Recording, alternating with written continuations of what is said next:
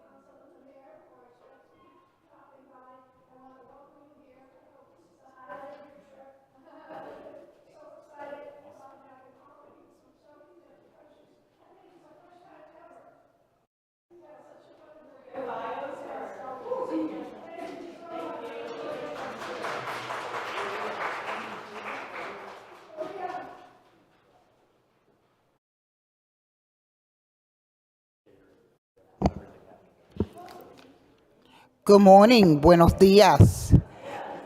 My name is Maria Perez. Mi nombre es Maria Perez. I am from Puerto Rico. We came to Springfield in 1982. I've been an activist for all my life. Decided myself to go into politics. We have to be at the chair as women. So when they dividing that part of the cake, we make sure that it's divided equally. Buenos días, mi nombre es María Pérez. Yo vine a la ciudad de Springfield en el 1982. Soy una activista toda mi vida. Decidí correr en política porque es muy importante como mujer, as a woman, que nos sentemos en la mesa y nos aseguremos que nuestra comunidad, cuando se reparte el bizcocho, sean parte de ese bizcocho. So, welcome, bienvenida, y espero que disfruten el programa. And I hope you enjoy the program that we have here today for you. Thank you so much. Muchas gracias. Mayor Dominic Sarno has just joined us in the chamber. I don't know, Mayor, have you ever been surrounded by so many women? Lucky me, I'll tell you that right now. He's going to bring the greetings of the city. Thank you, Kate. And let's give a big round of applause to City Councilwoman Katie Walsh for putting on this international talent of our females here in the city of Springfield. And thank you for what you do day in and day out. I have an official proclamation. I won't be too long because I know you have some great speakers. And with City Councilwoman Maria Perez, we did the Woman of the Vanguard, Latinas, Catering was also there maybe, I think, a week or so ago. We did that to honor them. Oh, can you hear me now? Okay. I'm going to patent that. So we have an official proclamation. City of Springfield, Massachusetts Mayor Dominic J. Sarno, home of the Basketball Hall of Fame. Proclamation. Whereas International Women's Day has been celebrated since the early 1900s, a time period that marked a historical turning point as women around the world began to demand equal rights, opportunities to advance themselves, fully participate in all areas of life. Since the movement began, women around the world have secured the right to vote, sit on juries, own property, open lines of credit, and much more. However, not all women enjoy this level of freedom, and the fight for equality continues to this day. And whereas women are critical thinkers, dependable teammates, and we all know that, effective decision makers, capable leaders, as late as the women's right hero and Supreme Court Justice Ruth Bader Ginsburg said, women will have achieved true equality when men share with them the responsibility of bringing up the next generation. Today we recognize that while considerable progress has been made on this journey since International Women's Day was formally celebrated 112 years ago, there is still progress to be made. Whereas the United Nations first recognized International Women's Day on March 8, 1975, and we continue to recognize International Women's Day on March 8th each year during Women's History Month. On this day, it is important to acknowledge that there is no history or future without women, and their stories and experiences are crucial to all our communities. The City of Springfield is proud to stand up and recognize the vital role that women play in our world and celebrate women everywhere. Therefore, I, Dominic J. Sarno, Mayor of the City of Springfield, do hereby proclaim, and it goes back to the International Day, Wednesday, March 8, 2023, as International Women's Day in the City of Springfield. And I strongly encourage all our residents not only to be aware of this event, but more importantly, continue to respect, admire, and work with all the women, whether in the City of Springfield, Commonwealth of Massachusetts, United States of America, or the world. And I hand wrote here, thank you, good health. I know, you do. Continued success and God bless. It's like the United Nations here today. So, Catering, thank you for doing this, and thank you, each and every one of you, for being here today. Good health and God bless you. Isn't it a wonderful turnout? What's that? Such a wonderful turnout. Yeah, beautiful turnout. Yeah. Thank you. Yes, and this event is being brought to you by the Springfield Women's Commission. I am the chair of the Springfield Women's Commission, and I want to introduce some of my commissioners. You know Commissioner Ellen Morehouse, Commissioner Denise Stewart, Commissioner Mariah Mock, former Commissioner Thea Kastanakis, and Maria Perez, and interestingly enough, our city clerk, Gladys, Thea, are here representing Bay State University, which is one of the only female colleges in the area that it is still just all women. They are here representing Bay State College. So that Bay Path. For those interested in communications, this is the mayor's communications director. This is Vale Baker. So because Sid Melcher from the World Affairs Council told me you were interested in voting, I am going to have our city clerk explain some of the voting, the rules and regulations, and then I would hope we can each introduce ourselves to each other. So, city clerk. Did you bring the good neighbor? Oh, you got stuff for them? Okay, perfect, great, okay. Good morning. And feel free to ask her any questions if there's anything you'd like to know about how voting works. You can, and so my name is Gladys Oyola Lopez, and I'm the city clerk for the city of Springfield, but I'm also the election commissioner. And part of my role here in the city of Springfield is to administer all of elections for the city. So what that means is any voter activity from just registering to vote and voter information all the way up to running the presidential election. So we're preparing right now for a mayoral election this year, and then next year, come January, is our presidential primary. Because I have to stay here because they're recording it, I like to make my presentations a little more dynamic, so I'm gonna give you a little bit of information about myself. As Councilor Walsh said, I'm a Bay Path alum. I think Mariah, there's some people here, and it's an all-women's college. Part of my experience in Bay Path was being able to go to Japan and do kind of an exchange program like you're doing here, and it was an all-woman group. The women from Jisen University came here, they spent 10 days with us, and then we were able to travel to Japan as well and learn, you know, different aspects of culture and governance in Japan. And I think the biggest takeaway that I got from there is that women helping women was huge. So from the base level in registering to vote, what we do here is empowering women to register to vote, making sure they understand the process, making sure when they are registered, they understand that local government here on the mayoral level, city council level, is just as important as going out to vote on those presidential election years. I think that's a message that sometimes gets lost. Part of the most exciting part of my job is going out to the schools. So we get to go and register students at schools here in Springfield, and we get to teach them the importance of civic engagement, voting, being able to come to City Hall and know and speak to your elected officials, making sure that government is really something of the people and for the people, so it's not something that's scary. And I think the mayor does a good job of making himself accessible to any resident, whether you're not registered to vote yet, because he also goes out to the schools. And Springfield, the one thing that I would say is we don't have as much voter turnout as I would like. Part of that is people not understanding the process. And so when I became election commissioner now over 12 years ago, part of my mission was to go out and be in the public. Councilor Perez, Maria Perez, she's been in the city council for a few years now. Prior to that, she was a school committee member.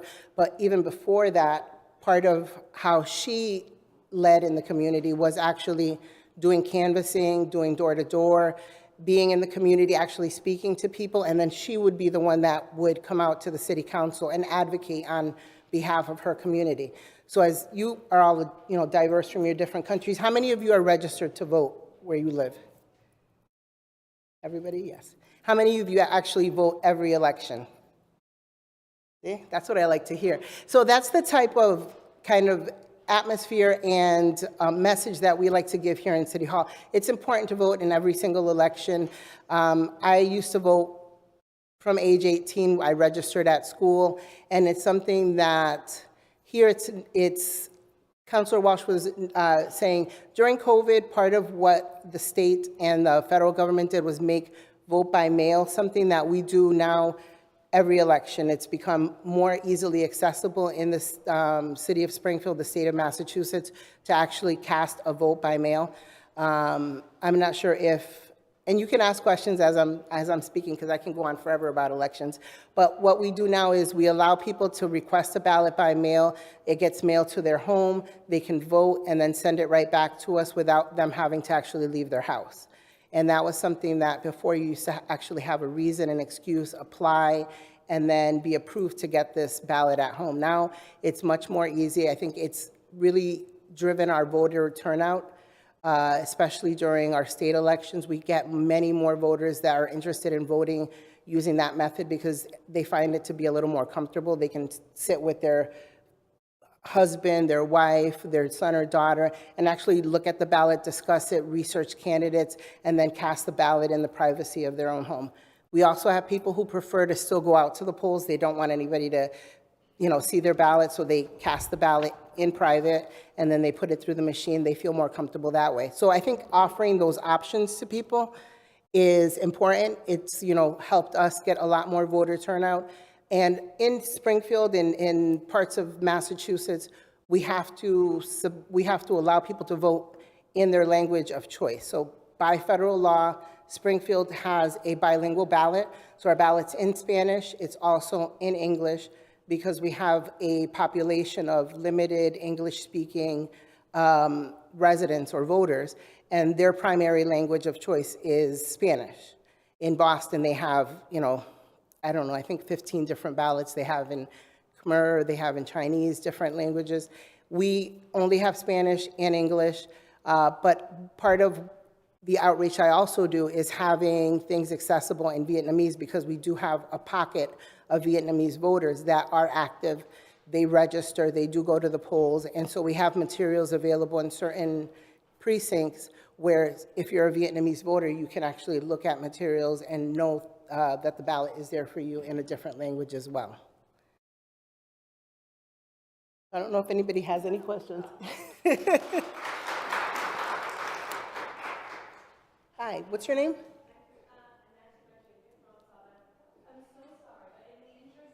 Yes, yes, please. Yes. Yeah, so this is being recorded for broadcast later, so. No problem.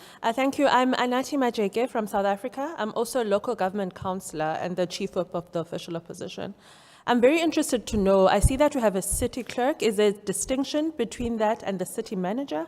Yes. And how exactly is the city clerk? Are you appointed or are you elected? Okay, that's the first question. And also secondly, you have stated that you run a lot when it pertains to voter education and also running the actual elections. So does that mean you don't have an actual independent electoral commission and the city clerk runs that entire process?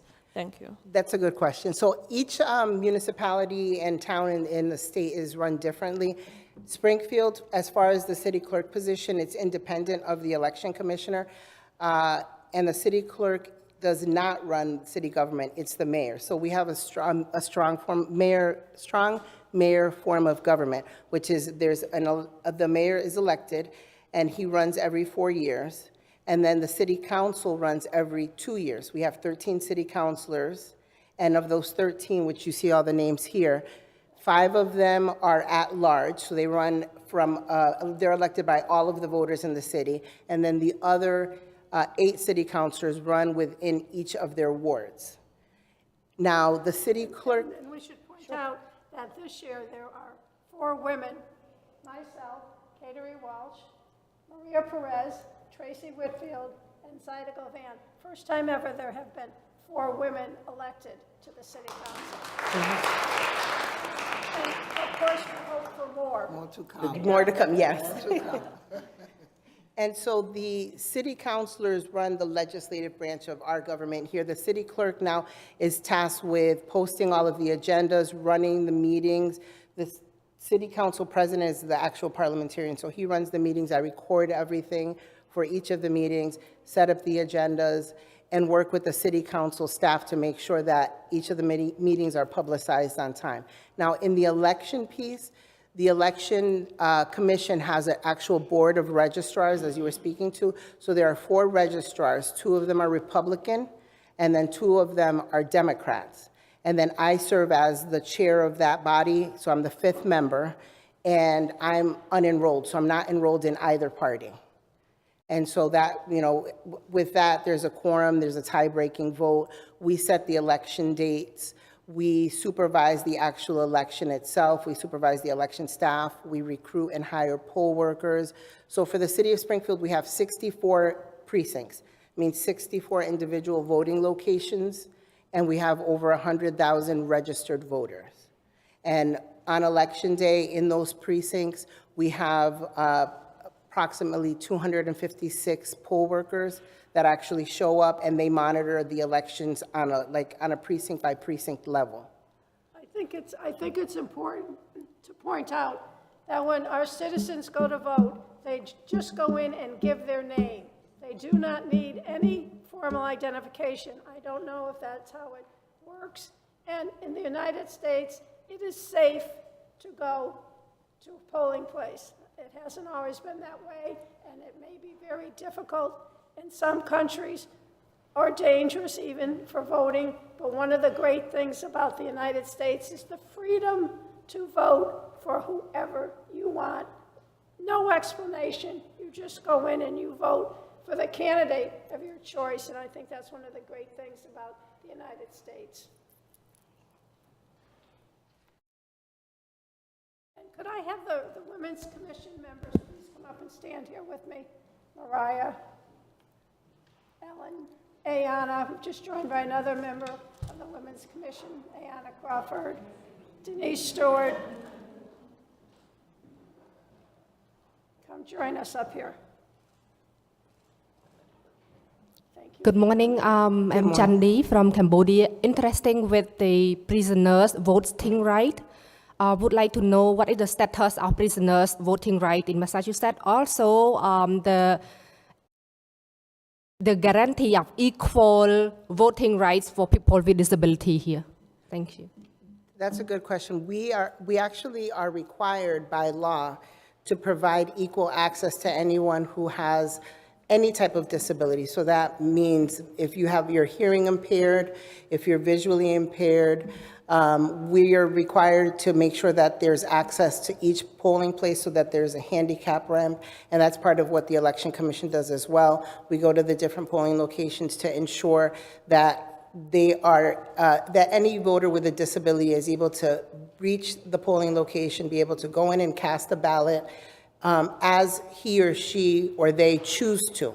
So they may choose to have assistance from a person. I can bring Maria as my counselor and say, she's going to help me cast the ballot because I'm not comfortable reading it, or I cannot read the ballot.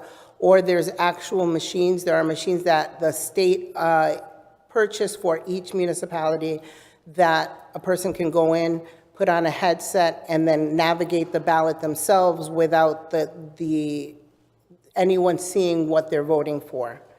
And I think it's important, what Councilor Walsh mentioned, I just want to reiterate, it was probably about 10 years ago, in Massachusetts, there was that push where we may have to use voter ID. And some people are for it, some people are against it. We do not have to use voter ID in Massachusetts, but if you, Councilor Perez and I are from Puerto Rico, if you are registered to vote in Puerto Rico, you have to show an ID when you go and prove who you are. There's like a punch card system where you get your ID punched to say, I voted in this ballot, in this election. And people there they're accustomed to that. They like being able to use that.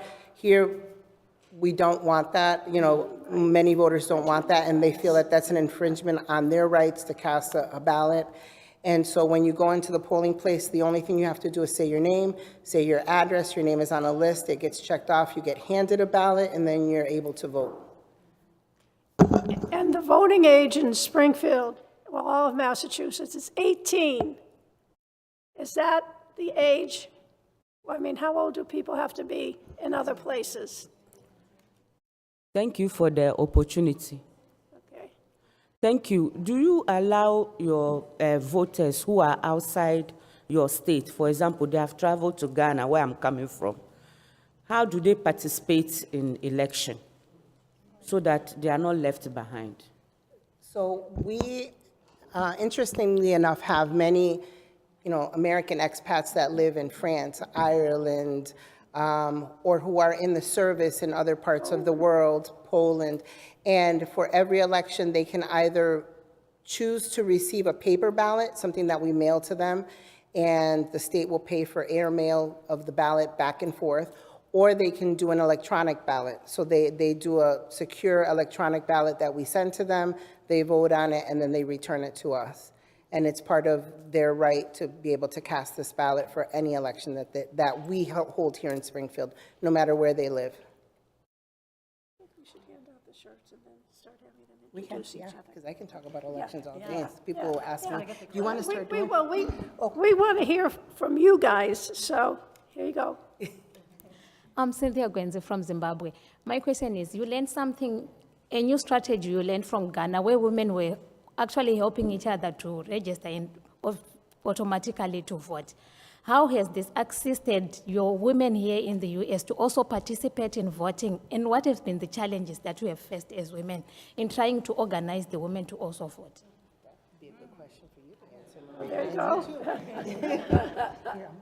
That's a good question. For example, I'm the president of Women on the Vanguard, Inc., and it's a grassroots organization. We don't get paid by no system or anyone, and that's how our voice has heard.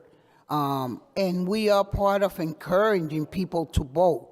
I've been encouraging women specifically. That's why it was Madres Latina back in 1982, 2008, to be more inclusive. We revamped, and now we are Women on the Vanguard. And one of the priority is to enroll women to run in politics. I think the most important thing that needs to be taken, that politics was seen as a man, and we were supposed to be in the kitchen, cooking and taking care of our children. No, we're supposed to be in the front run, because as women, as mothers, as sisters, we know the struggle that we go in. When I came here in 1982, I was part of the first election for a dear friend of mine, Mike Rivas. He was the first one to attempt to run from the Latino perspective.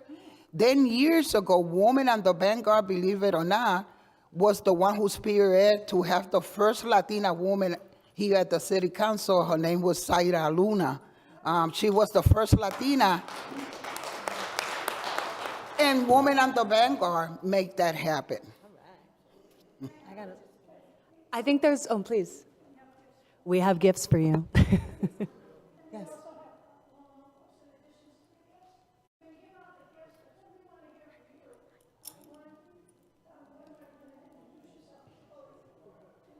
I want to say something real quick.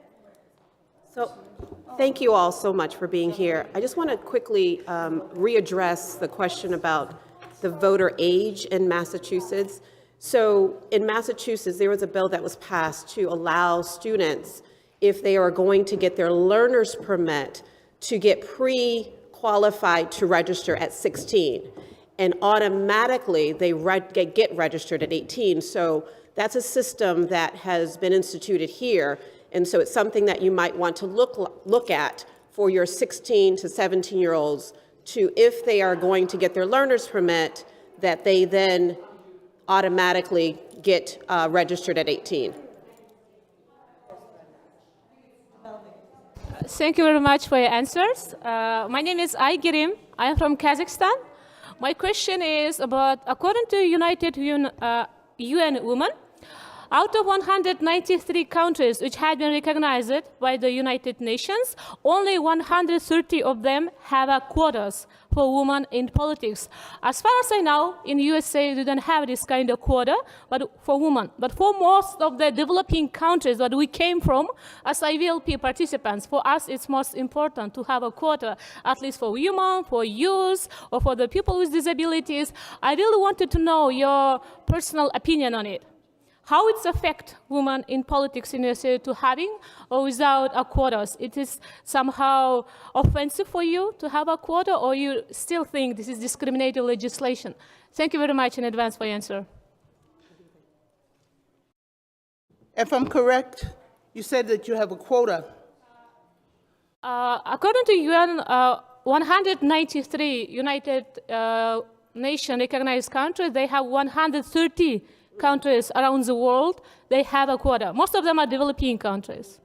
Well, we are very fortunate in America that we don't have a quota, because the woman's voice is oftentimes a voice of comfort, a voice of strength, a voice of reason. And so here in America, we are very happy that we do not have a quota, and that if one day the whole city council, perhaps even the mayor, would be a woman.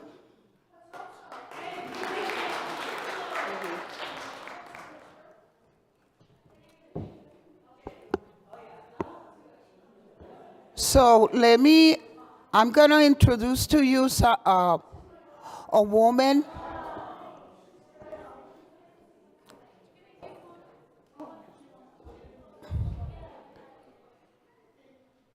I'm going to introduce to you a woman that she was a colleague of mine as a school committee. I was a former school committee. And speaking about moving the agenda, she's a person that could move the agenda when it comes to the school committee. I was a former school committee and then decided to run for city council. I'm going to present to you Denise Hertz, my former colleague. Gracias, Maria, y buenos días. Good morning, everyone. Bienvenidos. Nice to see you all here today. Thank you to my women colleagues in government, Councilwoman Cateri Walsh and Councilwoman Maria Perez. I'm so happy to be here with you all. My name is Denise Hurst, and I have the pleasure and honor of serving as an elected school committee member. I was elected back in 2009, right when the city went to ward representation, and have run for 3 terms since that, and just am really excited and have been really honored to be able to serve the city and ensuring that our children are receiving a quality education. I am a graduate of the Springfield Public Schools. My husband and I, Justin Hurst, city councilman, have 2 little boys, 7 and 12, who also attend the Springfield Public Schools. So we believe very strongly in public education and really making sure that we are a part of the fabric of this city and ensuring that it works not only for our children, but for all of your children. So welcome to our visitors that are here. We are so happy to have you. And I will be around if you have any questions around our educational system. Thank you again for having me.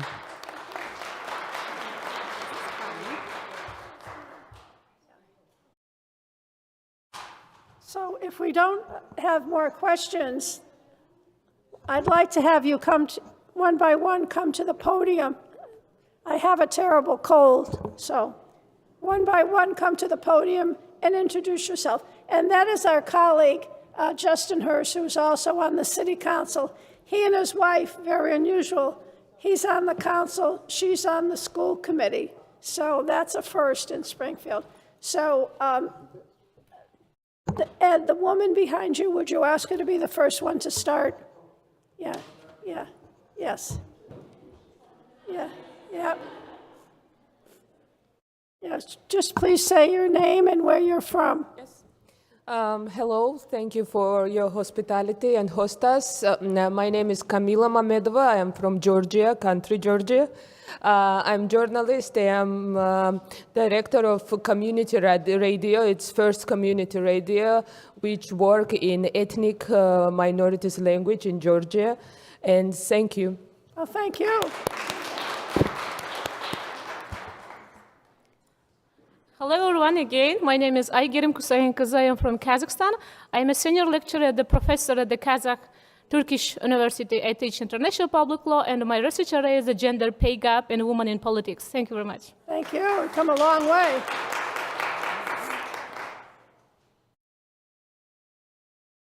Hello, everyone. I'm Valeria Rachinska. I'm from Ukraine. I work for charitable organization 100% Life. It's the biggest patients organization in Europe that works for HIV and tuberculosis patients.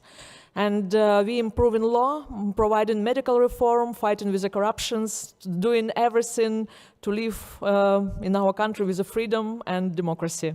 Yes, and good luck to your country. Okay. Next.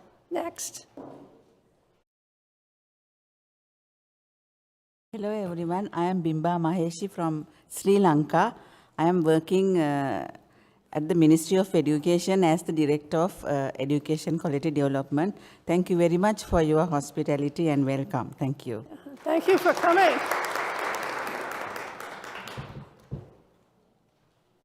Good morning once again. My name is Chandi Eng. I am from Cambodia and the Executive Director of the non-governmental organization called Gender and Development for Cambodia. You have not answered one of my questions earlier regarding the status of the prisoners' voting right. I really want to know, but after all, Yeah, introduction, we'll yes, thank you. interact after everybody you. introduces themselves. Yeah, okay. Hi, good morning. My name is Michal Serador. I'm the National Unity Party faction director at the Knesset, which is the Israeli parliament. I'm from Israel. And thank you for inviting us and for your hospitality. I see another member of the Springfield Women's Commission, Kathy Tobin, if you'd like to come up here. She's here representing Bay State Health Systems. Thank you, Catering, and thank you all for coming today. I am a former member of the Women's Commission. It's my pleasure to be with you here today. I work at Bay State Health, and it is my pleasure to be a resident of the city of Springfield. I'm so proud that we have forums like this, so thank you very much. And you vote only for women, right? As the mother of 3 boys, I vote for the best candidate. However, I wish there were more women. Good morning, everyone, once again. I am Anati Majeke from South Africa. I'm a local government councillor and also chief whip of the official opposition. Thank you.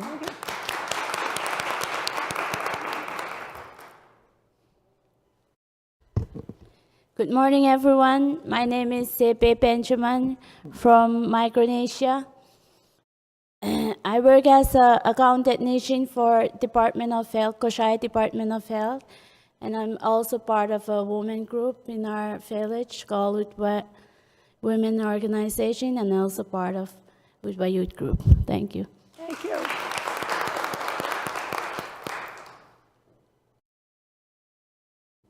Good morning once again.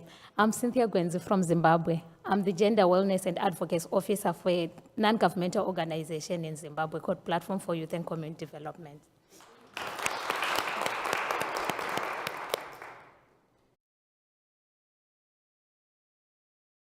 Good morning, everybody. My name is Chinwe Lilian Wachuku. I am from Nigeria, and I'm a member of the parliament.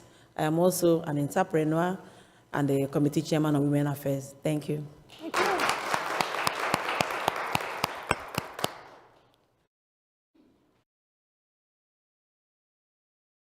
Hello, good morning. I'm Madiha Nasar from Pakistan, and I'm a member of parliament from Pakistan, and I chair a standing committee on higher education.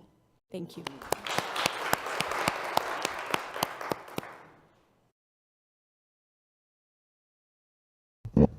Good morning, everyone. My name is Amina Hilal. I come from Egypt, and I'm a women, peace and security and gender expert. Thank you. Thank you. Good morning and thank you all. I am Chiara Luisetto from Italy, in the northeast of Italy. I am the president of the Democratic Party of my region, and I was a provincial councillor and the mayor of my town. Thank you.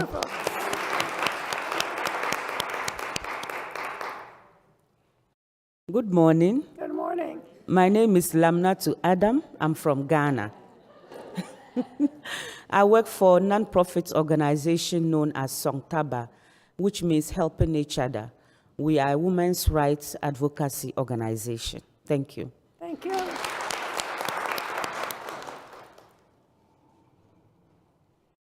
Good morning, everyone. I am Besara. I come from Albania, Western Balkans, and I'm a human rights activist. I led the Regional Directorate of Cultural Heritage in Albania in the Ministry of Culture. Thank you.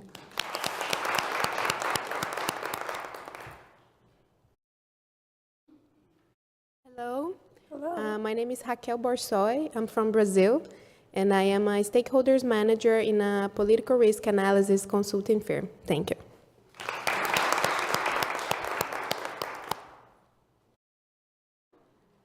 Good morning. My name is Ioana Terzieva. I came from Bulgaria. We are a post-communist country, member of the European Union.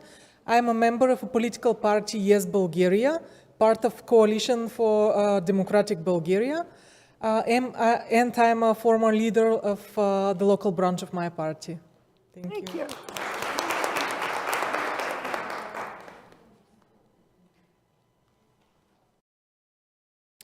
Good morning, everyone. My name is Lorraine Ngumalo. I am a member of parliament from the Kingdom of Eswatini. Thank you.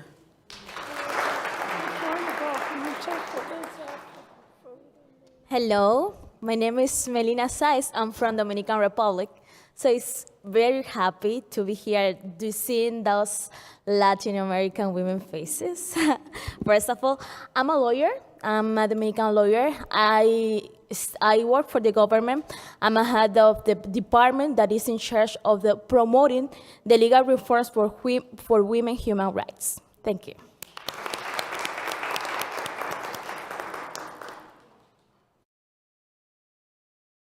Did we get everybody?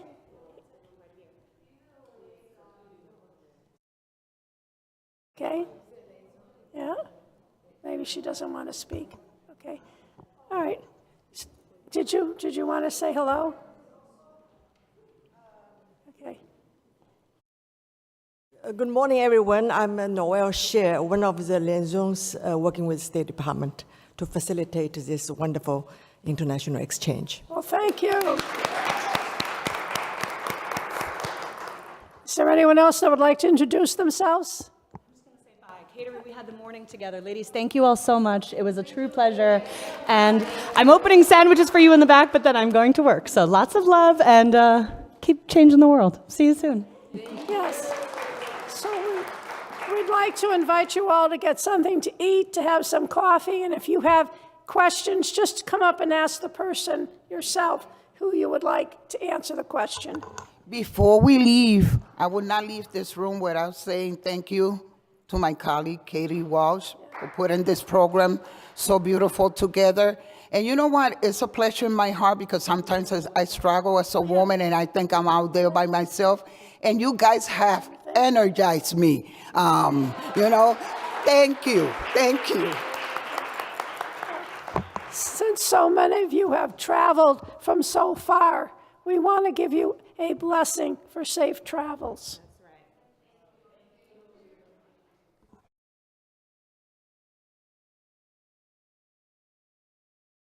Our Heavenly Father, or those who looks on us from on high, we thank you for this day, for this opportunity, for this sisterhood. We love each and every one of you. We send you back to your homes and your places where we know that your hearts will do your best to make the world a better place. Continue to show love and unity and the spirit of sisterhood. We can change the world. Bless you as you go from this place back to your place.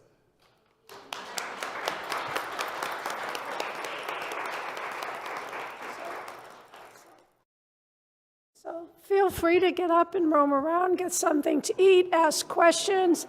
Maria Perez from the City Council, Justin Hurst from the Council, Denise Hurst from the School Committee,